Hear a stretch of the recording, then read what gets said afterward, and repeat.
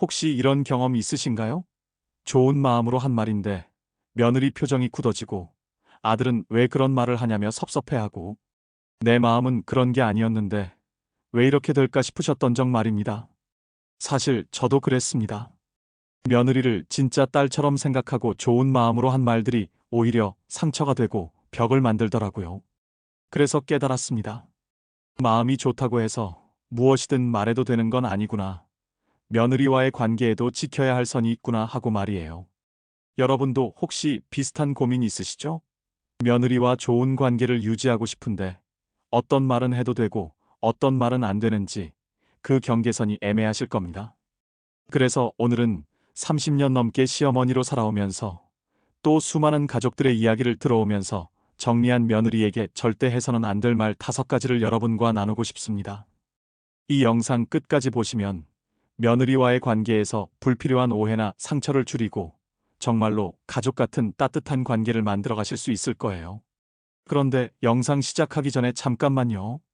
혹시 아직 100세 시대 채널 구독하지 않으신 분들 계신가요?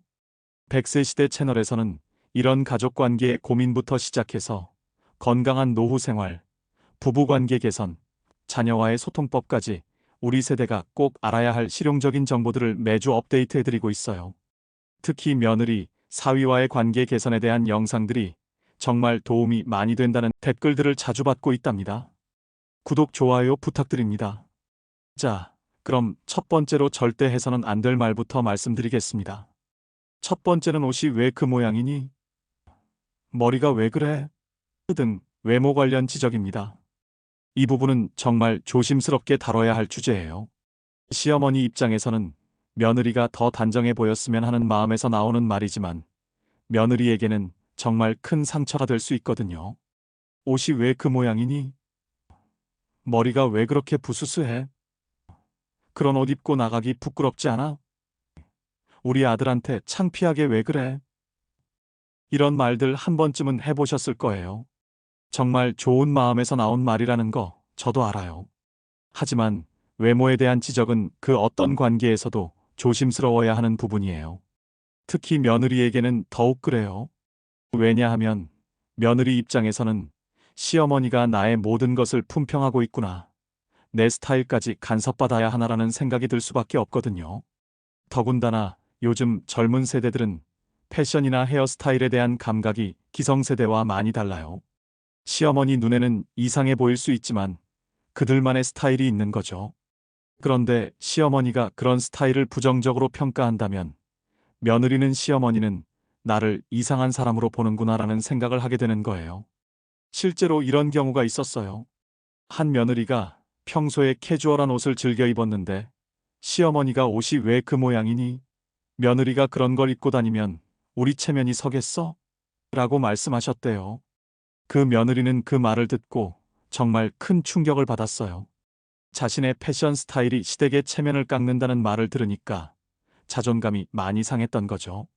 그 이후로 그 며느리는 시댁에 갈 때마다 옷 선택에 대한 스트레스를 받게 됐어요. 시어머니가 또 내 옷에 대해 뭐라고 하실까라는 걱정 때문에 시댁 방문이 부담스러워졌던 거죠. 또 다른 경우로는 한 시어머니가 며느리에게 머리가 왜 그렇게 부스스해? 파마라도 해서 좀 단정하게 해라고 말씀하신 적이 있었어요. 그런데 그 며느리는 원래 자연스러운 헤어스타일을 좋아하는 스타일이었거든요. 본인만의 취향이 있었는데 시어머니의 그 말 때문에 자신의 스타일까지 부정당하는 기분을 느꼈던 거예요. 그 다음 해서는 안 되는 말에 대해 알려드리겠습니다. 두 번째는 아이는 언제 가질 거니? 둘째는 계획은 있니? 등 자녀 계획 관련 질문입니다. 이 부분은 정말 많은 시어머니분들이 궁금해하시는 부분이죠. 손자, 손녀를 보고 싶은 마음은 당연하고 가족이 늘어나는 것에 대한 기대감도 있으실 거예요. 하지만 자녀 계획은 정말 개인적이고 민감한 영역이에요. 아이는 언제 가질 거니? 결혼한 지 벌써 2년이 됐는데 둘째는 언제 생각하고 있어? 우리 때는 결혼하자마자 아이를 가졌는데. 이런 말들이 며느리에게는 어떻게 들릴까요? 첫째, 부담감을 줄 수 있어요. 아이를 갖는 것은 단순히 원한다고 해서 되는 것도 아니고 경제적, 신체적, 정신적으로 준비가 되어야 하는 일이거든요. 그런데 시어머니가 계속 그런 질문을 하시면 며느리는 빨리 아이를 가져야 한다는 압박감을 느끼게 되는 거예요. 둘째, 개인적인 사정을 모르고 하는 말일 수 있어요. 혹시 아이를 가지려고 노력하고 있지만 잘 안 되는 상황일 수도 있고 경제적인 여건이나 건강상의 이유로 미루고 있을 수도 있거든요. 그런 상황에서 그런 질문을 받으면 정말 마음이 아플 수밖에 없어요. 실제로 이런 일이 있었어요. 한 며느리가 결혼 후 3년 동안 아이가 생기지 않았는데 시어머니가 명절 때마다 아이는 언제 생각이니? 라고 물어보셨대요. 그런데 사실 그 부부는 아이를 가지려고 노력하고 있었지만 잘 안 되는 상황이었거든요.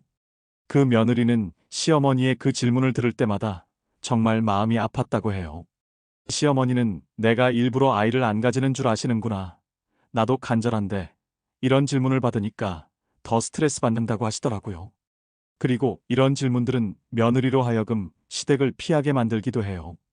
또 아이 이야기 나올까봐 무서워서 시댁 가기 싫어진다고 말하는 며느리들도 많이 봤거든요. 특히 요즘은 예전과 달리 자녀 계획에 대한 생각들이 많이 달라졌어요. 어떤 부부는 경제적 안정을 먼저 이루고 아이를 갖고 싶어 하고 어떤 부부는 서로를 더 알아가는 시간을 갖고 싶어 해요. 또 어떤 부부는 건강상의 이유나 개인적인 사정으로 아이를 늦게 갖거나 아예 갖지 않기로 결정하기도 하고요. 이런 다양한 상황들을 고려하지 않고 단순히 아이는 언제? 라고 묻는 것은 며느리에게 큰 부담이 될 수 있어요. 이제 다음으로 해서는 안 되는 말을 알려드리겠습니다. 세 번째, 우리 아들은 원래 이런 애가 아니었는데. 이 말, 정말 많은 시어머니 분들이 무의식 중에 하시는 말이에요. 며느리가 뭔가 잘못했다거나 아들이 평소와 다르게 행동할 때 나오는 말이죠. 하지만 이 한마디가 며느리에게는 얼마나 상처가 될지 생각해 보신 적 있나요? 며느리 입장에서는 이런 생각이 들 수밖에 없어요. 아, 시어머니는 나를 아들을 망친 나쁜 여자로 생각하는구나. 아들의 모든 변화를 내 탓으로 돌리는구나. 그런데 우리 아들은 원래 이런 애가 아니었는데. 라는 말은 며느리를 아들을 변화시킨 나쁜 존재로 낙인 찍는 거예요. 생각해 보세요.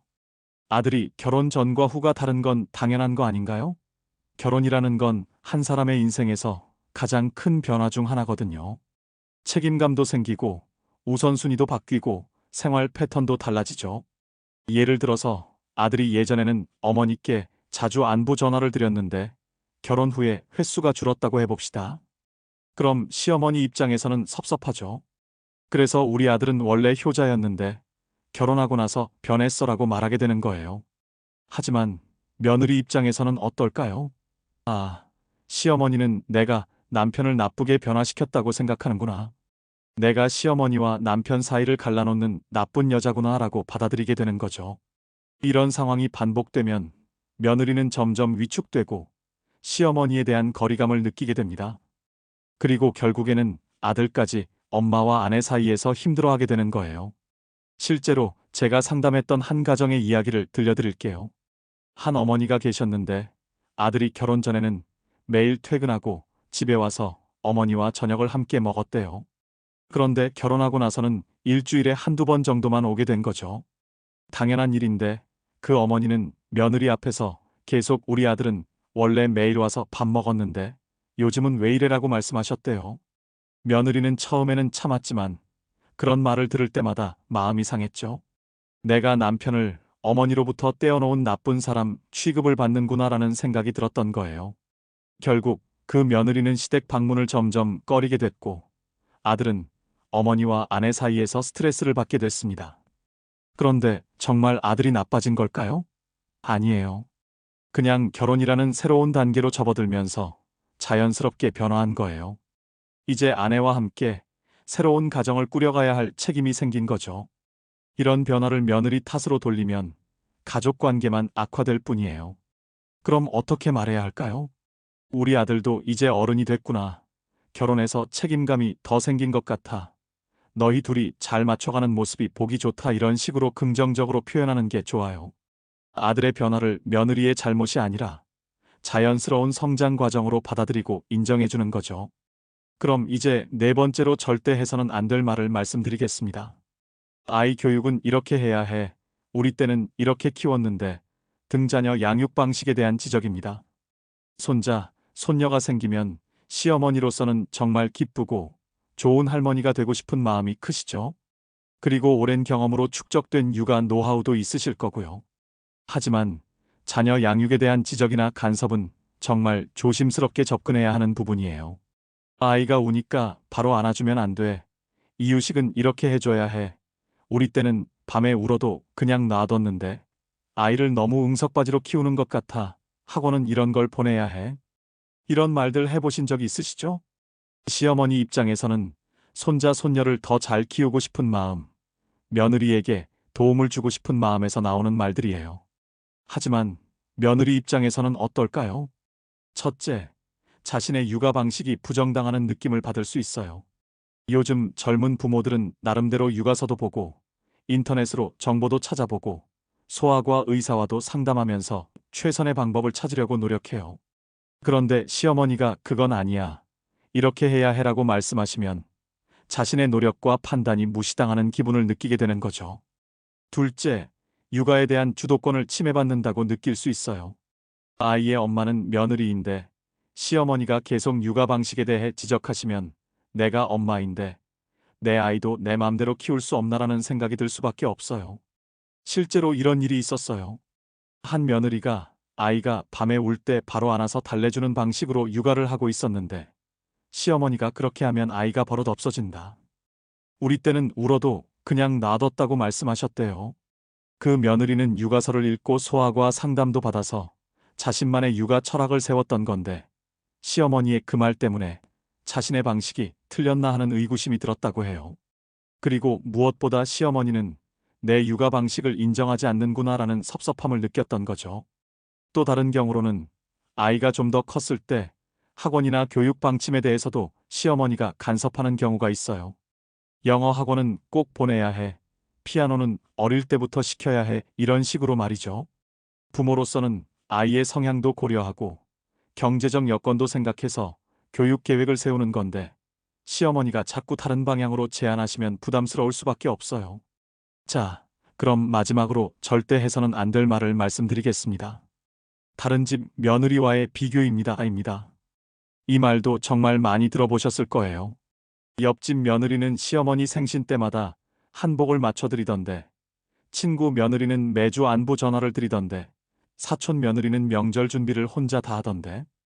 이런 식으로 다른 집 며느리와 비교하는 말들 말이에요.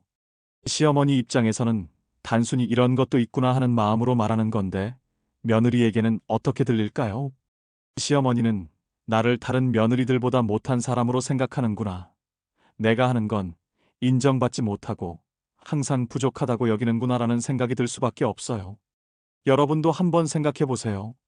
만약 누군가가 여러분에게 다른 사람은 이렇게 하던데 당신은 왜 안 해요? 라고 말한다면 기분이 어떨까요? 당연히 기분 나쁘죠. 더 심각한 건 이런 비교는 며느리로 하여금 나는 뭘 해도 인정받을 수 없구나라는 좌절감을 주게 된다는 거예요. 실제로 제가 만난 한 며느리는 이런 말씀을 하시더라고요. 시어머니가 다른 집 며느리 이야기를 하실 때마다 정말 속상해요. 저도 나름대로 최선을 다하고 있는데 항상 부족한 사람 취급받는 기분이에요. 그 며느리는 직장을 다니면서도 명절 때마다 음식 준비를 도왔고 시부모님 생신 때마다 선물도 챙겼어요. 하지만 시어머니가 다른 집 며느리 이야기를 할 때마다 자신이 하는 모든 것들이 무시당하는 느낌을 받았던 거죠. 그리고 이런 비교는 또 다른 문제를 만들어요. 며느리가 억지로라도 다른 집을 따라 하려고 애쓰게 되는 거예요. 그런데 그렇게 하는 건 진심이 아니라 어쩔 수 없이 하는 거잖아요. 그러면 나중에는 더 큰 스트레스가 되고 관계도 더 어색해져요. 100세 시대 채널에서 항상 강조하는 게 있어요. 각 가정마다 사정이 다르고 각 사람마다 표현 방식이 다르다는 거예요. 어떤 며느리는 말로 표현하는 걸 좋아하고 어떤 며느리는 행동으로 보여주는 걸 좋아해요.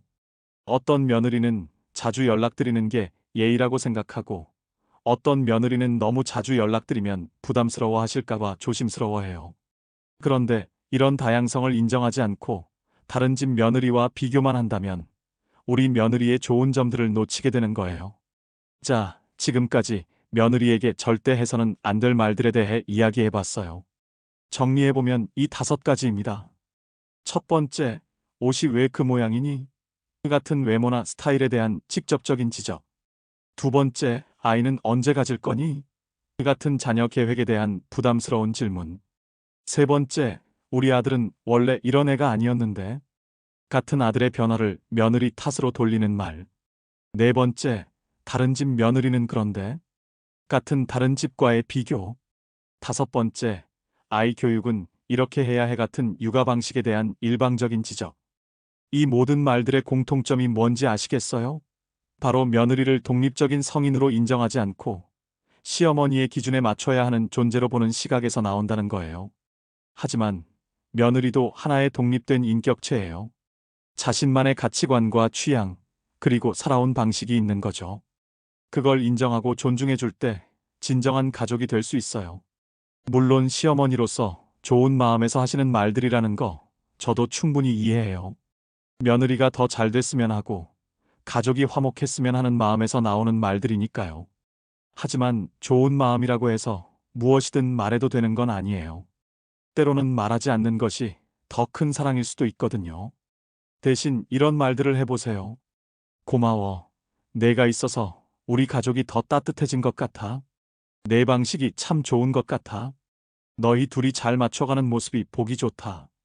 뭔가 도움이 필요하면 언제든 말해. 이런 긍정적이고 지지하는 말들이 며느리의 마음을 열게 하고 진짜 가족 같은 관계를 만들어가는 열쇠가 될 거예요. 100세 시대, 우리가 살아가야 할 긴 시간들을 생각해 보세요.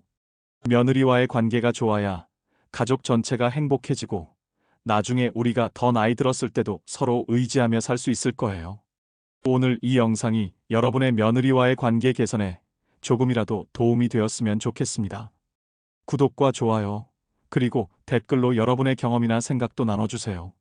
100세 시대 채널에서는 앞으로도 이런 실용적인 가족관계 개선법들을 계속 다뤄드릴 예정이니까 구독 버튼 꼭 눌러주시고요. 그럼 다음 영상에서 또 만나요. 감사합니다.